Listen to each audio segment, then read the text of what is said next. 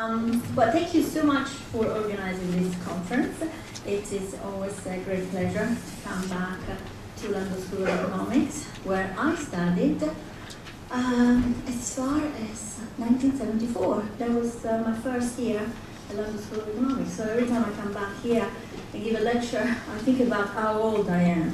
But I do enjoy it. So let me begin this lecture by saying that this book, Maonomics, is actually not a book about China. It's actually a book about us. What I did is to analyze the economic miracle of China in order to use it as a sort of benchmark to analyze our failure. So it is not a book about communism, and I am not a communist, as many people have said, even if I studied at the London School of Economics in the 1970s. It is very much a book that wants to create a certain debate, and in fact, the subtitle of the book is Why Chinese Make Better Capitalists Than We Do.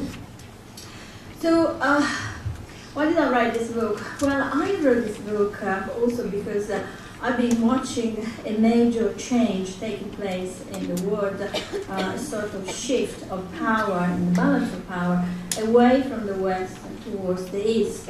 It is very much, as Martin Wolf said in the Financial Times a few years ago, the great Western anomaly is over.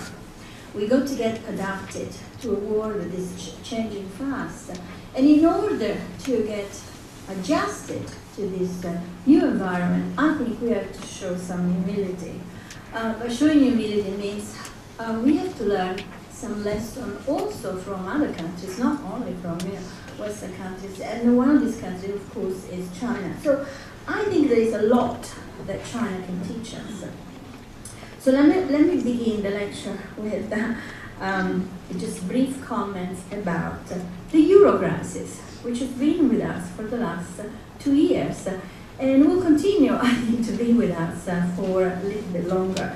Now, we all know that last week we have reached an agreement about Greece, and then this agreement became a disagreement. Then again there was an agreement, which of course now seems to be a disagreement. This is the story of the crisis, the Euro crisis related to Greece, and I think we got used to a certain extent to this kind of uncertainty related to what is happening to the Euro. But for the sake of this lecture, let's just assume that at least in the short term, Greece will not go into disorderly default. It will not exit the euro. The austerity program, which has been just introduced and voted on Sunday, will be introduced. So what's going to happen next? Now let's look at the condition of the deal, which I think is quite interesting per se. So the private investors have accepted a 70% haircut on their debt, which is de facto a default.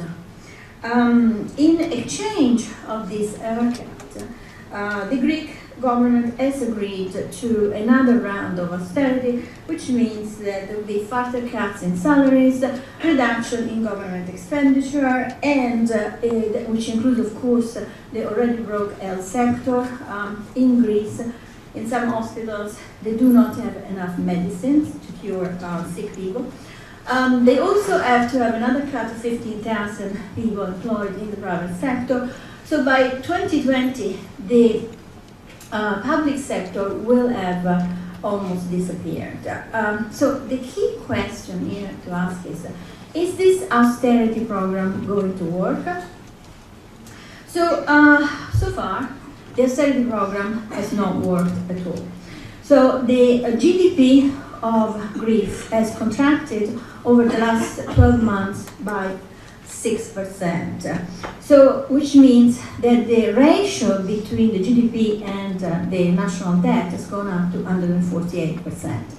Now, according to the consensus, this new round of austerity will contract in the next 12 months the GDP further 5%, which means that the ratio, again, between the national debt and the GDP will go up even higher. Now, one of the problems why all of a sudden in the last 2 days the AAA countries from Europe, so Germany, Holland, and Finland, are showing a sense of uneasiness about releasing the additional 130 billion needed by Greece in order to pay salaries, pension, but also the debt by the 20th of March, is the fact that they are realizing that this money is not going to be enough.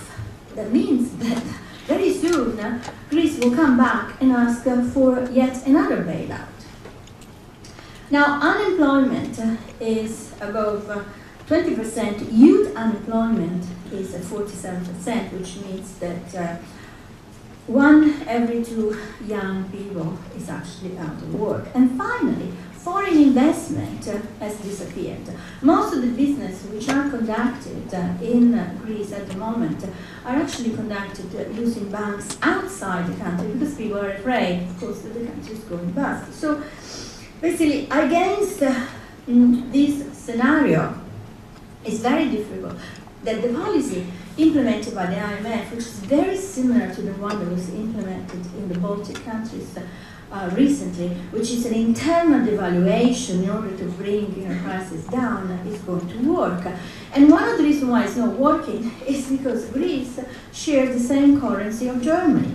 Now here there is an interesting comparison of basic goods, the cost, and you can see that there is really very, very little difference between how much the cost of living is in Germany and how much is in Greece. But a fundamental difference here is the salaries. So salaries in Greece are much, much lower than in Germany, and the second round of austerity, which has been approved on Sunday, will include a further reduction of 20% in salaries and G20. In fact, you cannot, Berlusconi is still there. And the G20, the Russian, members of the BRIC countries, so the Indians and the Brazilians and of course the Chinese, have actually declined to help Europe. The reason being, Europe does not have a plan of action in order to start growing again.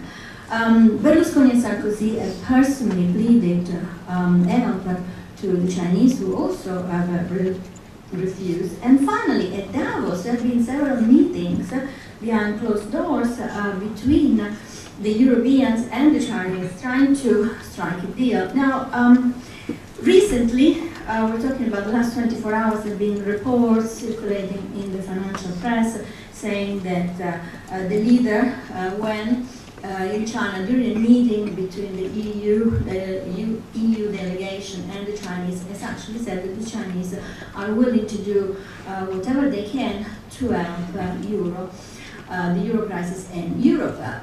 That doesn't mean that the Chinese are ready to give us money. That means that the Chinese actually want to help, because of course it is important for their economy to maintain a certain kind of stability, and there is not going to be any stability if, of course, Europe goes into a major recession. Now, China, of course, has the money to come to the rescue of Europe with about $3 trillion in foreign exchange reserves. It could easily help us out.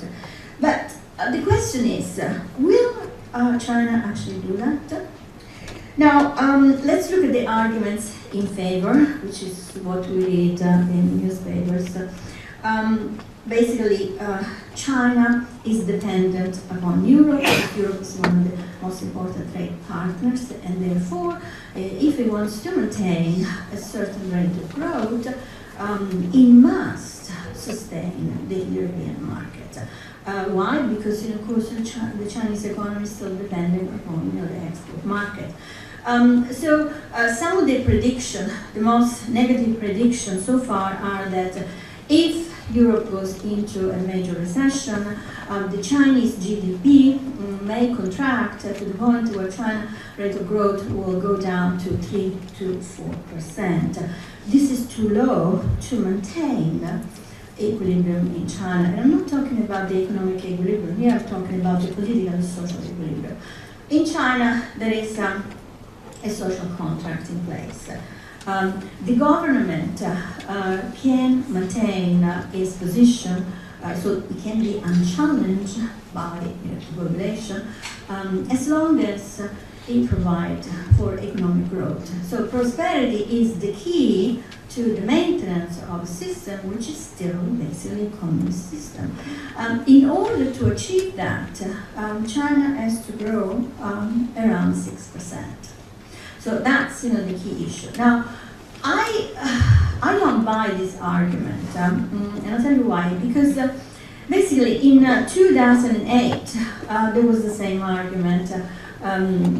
Because of the contraction of the world economy linked to the collapse of Lehman Brothers, many economists were saying that China was going to contract, that this so-called decoupling was not going to take place. Well, in reality, what has happened is that the Chinese economy and the economy of the BRIC countries also only contracted for a short period of time. We're talking in particular of the last quarter of 2008, and then the economy started growing again. Now, how did this happen? This happened because there was a stimulus package which was put in place in the economy to sustain internal demand. Now, in China at the moment, internal demand is too low. The government is very concerned about that. So possibly we could have another stimulus package which will be directed, instead of sustaining the economy through the banking system, which of course can create inflation, through directly sustaining the domestic demand.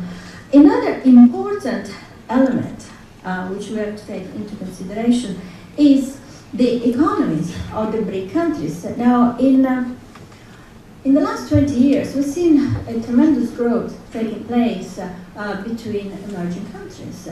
So it's not anymore a situation as it was, for example, in the 1980s, where most of the trade was north-south. Now, we have south-south growth. So the BRIC countries are not in a similar situation as the European countries. They're not in a recession. Of course, they will suffer from a European recession, but their markets may actually sustain the Chinese economy. And finally, we have the US, which is growing slowly, not very fast, but this is a fundamental element, because of course the United States is a very important trade partner of China. So I think because of all of these reasons, I think that it's possible that we're going to see another decoupling taking place, and also that the European recession, even the disintegration of the euro in the medium to long term, may actually be a catastrophe